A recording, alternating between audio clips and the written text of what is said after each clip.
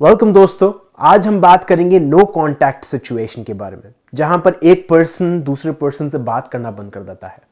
अगर आपका उस पर्सन के साथ कांटेक्ट नहीं है तो दो क्वेश्चन पूछना बहुत जरा जरूरी है। पहला क्वेश्चन, क्या आपके अंदर सेम फीलिंग आती कि अगर सिचुएशन उल्टी होती? इसका मतलब अगर आप उस पर्सन से बात करना बंद कर देते या अगर आप उस पर्सन के साथ ब्रेकअप कर लेते तो क्या आपके मन में सेम फीलिंग आती? दूसरा क्वेश्चन यह है कि क्या आप उस पर्सन को रियली चाहते थे, रियली पसंद करते थे, या फिर क्या आप पसंद करते थे जिस तरीके से उस पर्सन ने आपको एक तरीके से फील करवाया? Did you really like them, like that person, और how they made you feel? जिस तरीके से उस पर्सन ने आपको फील करवाया, आपके अंदर वो प्यार निकलवाया, एक तरीके से आपके अंदर प्यार था, अब वो बाहर निकला उस पर्सन के कारण। तो ये दो क्वेश्चंस हैं। अब इन दोनों क्वेश्चंस के आंसर मैं जानता हूं 99 इनफैक्ट 100% टाइम्स अगर ऐसा होता है तो एक चीज होती है। पहली चीज, अगर मैं उस पर्सन को छोड़ता तो मुझे उतनी ठेस नहीं पहुंचती, बट अगर कोई मुझे छोड़ता है तो थोड़ा बहुत हर्ट होता है। अब वो हर्ट इसलिए होता है क्योंकि हमारा ईगो आ जाता है बीच में कि हमको कोई छोड़कर चला गया। वहां पर आते हैं हम एक बहुत ही इंपॉर्टेंट चीज के ऊपर, अबैंडनमेंट। अब इसके बारे में बात करेंगे हम 2 सेकंड में। दूसरा क्वेश्चन है कि क्या आप रियली उस पर्सन को चाहते थे, या जिस तरीके से उस पर्सन ने आपको फील करवाया आप वो फीलिंग चाहते थे? अब ये भी ज्यादातर केसेस में ये होगा कि जिस तरीके से उस पर्सन ने आपको फील करवाया। हां, थोड़ी बहुत चीजें होती हैं जिसको हम बोलते हैं लव, बट अगर स्पिरिचुअली देखा जाए, मैं स्पिरिचुअली बात कर रहा हूं, अब इन चीजों से काफी सारे लोग ऑफेंड हो सकते हैं। इस लव को हम डुअलिस्टिक नेचर का मानते हैं। तो कभी कभी आप उस पर्सन से बहुत ज्यादा प्यार होता है और कभी कभी बहुत ज्यादा नफरत होती है, तो वो डुअलिस्टिक नेचर का है। अब जब भी कभी प्यार डुअलिस्टिक नेचर का होता है, वो प्यार नहीं होता है, अटैचमेंट होता है। तो ये बोल सकते हैं कि आज के टाइम पे हर एक पर्सन से जो प्यार कर रहा है, एक वाइफ अपने हस्बैंड से कर रही है, हस्बैंड अपने बच्चे से कर रही है, एक हस्बैंड अपनी वाइफ से कर रहा है, ये सारे के सारे ज्यादातर अटैचमेंट होते हैं। अब इसका मतलब ये नहीं है कि कभी कभी वो प्यार, रियल प्यार जो होता है, नॉन डुअलिस्टिक नेचर का, वो बाहर नहीं निकलता। वो जरूर निकलता है, बहुत सारे केसेस में कई बार निकलता है, बट ज्यादातर अगर आप परसेंटेज लोगे, एक पर्सन ज्यादातर वो डुअलिस्टिक नेचर में रहता है। अब वापस आते हैं यहां पर अबैंडनमेंट पे। अगर मैं उस पर्सन को छोड़ता तो मुझे इतनी ठेस नहीं पहुंचती, बट उस पर्सन ने मुझे छोड़ा है तो मुझे थोड़ा दुख हो रहा है। अब वो दुख इसलिए हो रहा है कि किसी ने मुझे अबैंडन कर लिया। अब ये जाता है हमारी डीप डीप डीप मेमोरी के अंदर। जब भी कभी मम्मी पापा जाते थे बाहर और बच्चे को घर छोड़ के जाते थे, या शॉपिंग मॉल में बच्चे को भूल जाते थे, तो बच्चे का इंस्टेंट रिएक्शन ये होता है कि मुझे छोड़कर चले गए, मैं अकेला हूं। अब वो नॉर्मल रिएक्शन है, बिल्कुल नॉर्मल रिएक्शन है। वो नॉर्मल रिएक्शन इसलिए है क्योंकि बच्चा जानता है वो अपनी प्रोटेक्शन के लिए नहीं बना है, वो फिजिकली अपने आप को प्रोटेक्ट नहीं कर सकता, उसको अपने पेरेंट्स पे डिपेंड होना बहुत ज्यादा जरूरी है। तो उस टाइम पे उस बच्चे का रोना वैलिड है।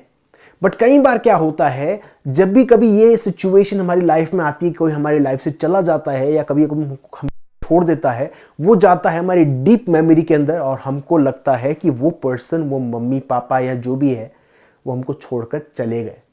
अब वो जाते हैं तो हमको आता है अंदर से रोना। अब वो रोना इसलिए आ रहा है क्योंकि वो जो डीप अबैंडनमेंट इशू है वो क्लियर ही नहीं हो पाया और उसका जो ट्रॉमा है वो अभी तक बसा हुआ है हमारे अंदर।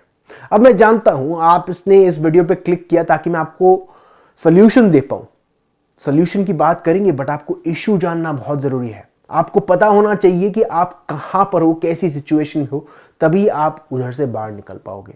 अगर आपने अपने प्रिजन का नक्शा नहीं ढूंढा तब आपको पता ही नहीं चलेगा। आप एक जेल से निकल के दूसरी जेल में चले जाओगे। तो ये जानना बहुत जरूरी है कि आपकी जो फीलिंग है, पहली तो आपकी जो फीलिंग है उससे प्यार करते थे।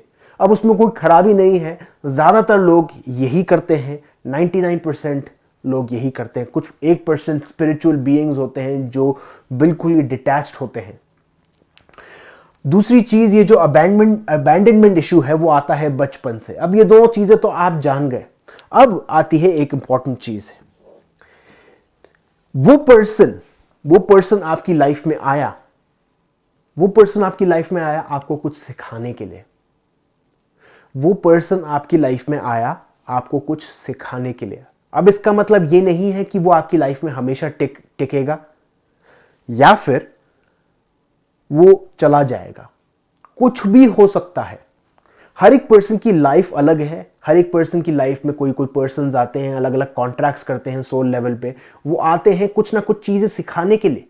तो अगर वो पर्सन आपकी लाइफ में था और अब वो चला गया और उसके साथ कोई कॉन्टैक्ट नहीं है, तो एक ये रीजन हो सकता है, ये पॉसिबल है रीजन, बहुत सारे डिफरेंट रीजन हैं। एक रीजन ये भी है कि जिस तरीके से उस पर्सन ने आपको प्यार किया और जिस तरीके से उस पर्सन ने आपके अंदर से वो फीलिंग जगाई, वही फीलिंग सिखाने के लिए वो आपकी लाइफ में आया।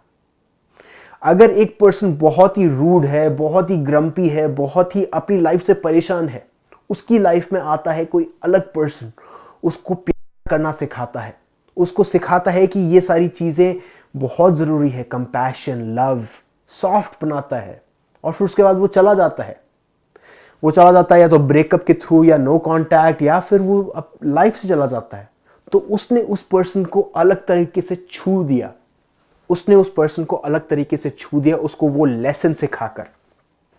अब ये जो चीज है, ये आपने पहले से डिसाइड कर रखी थी इस अर्थ पे आने से पहले कि ये पर्सन मेरी लाइफ में ये इसलिए आएगा, ये पर्सन इसलिए आएगा। हर एक पर्सन का जो पर्पस है वो डिसाइडेड है। तो अब अगर आप चाहते हो कि वो पर्सन पॉसिबली वापस आपकी लाइफ में आए, तो दो चीजें करनी जरूरी है।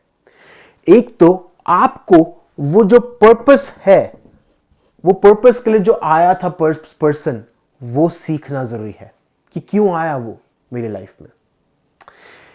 दूसरी चीज, जैसे ही आप उस पर्सन को समझ जाओगे, उस पर्पस को समझ जाओगे, तब आपकी लाइफ चेंज होने लग जाएगी। आप अगर उसको इंप्लीमेंट करने लग जाओगे तो आपकी लाइफ चेंज होने लग जाएगी।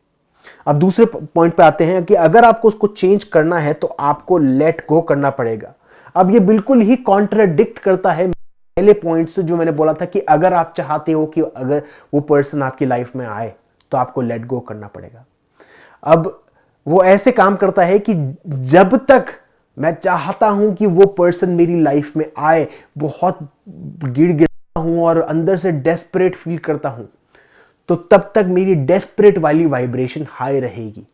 पर जैसे ही मैं उस वांटिंगनेस को कम कर दूंगा, जैसे ही मैं समझूंगा कि जो वो पर्सन मेरी लाइफ में आया था ये सिखाने के लिए कि मैं अंदर से वो प्यार जगा सकता हूं, अपने अंदर से वो फीलिंग जगा सकता हूं, अगर मैं उसको समझ जाता हूं और फिर उस फीलिंग को लेट गो करता हूं एक तरीके से कि अब मेरे को वो अटैचमेंट की जरूरत नहीं है, वो अटैचमेंट को अगर मैं रिलीज करता हूं तो क्या होता है, वो वांटिंगनेस का जो इमोशन है वो कम हो जाता है और वो पर्सन ऑटोमेटिकली आपकी लाइफ में आ जाता है।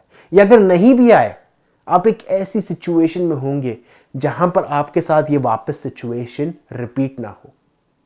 तो दोस्तों, इस चीज का कोई सिंपल आंसर नहीं है और मैं जानता हूं बहुत ज्यादा पेनफुल है कई सारे लोगों के, बट एक बात याद रखिए, हर एक पर्सन आपकी लाइफ में आया है कुछ चीजें सिखाने के लिए।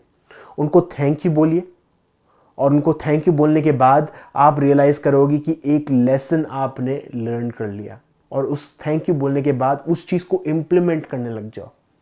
जैसे ही इंप्लीमेंट करोगे उसके बाद आपको लेट गो करना है, आपको रिलीज करना है। लेट गो पे मैंने बहुत सारे वीडियोस बना चुका हूं, एक प्लेलिस्ट भी है लेट गो के नाम पे, तो आप वो देख सकते हैं। बट सिंपल याद रखिए, हर एक पर्सन आपकी लाइफ में है कुछ ना कुछ सिखाने के लिए आया है। उसको एक्सेप्ट कीजिए, उसको इंप्लीमेंट कीजिए और उस अटैचमेंट को लेट गो कीजिए। Thank you.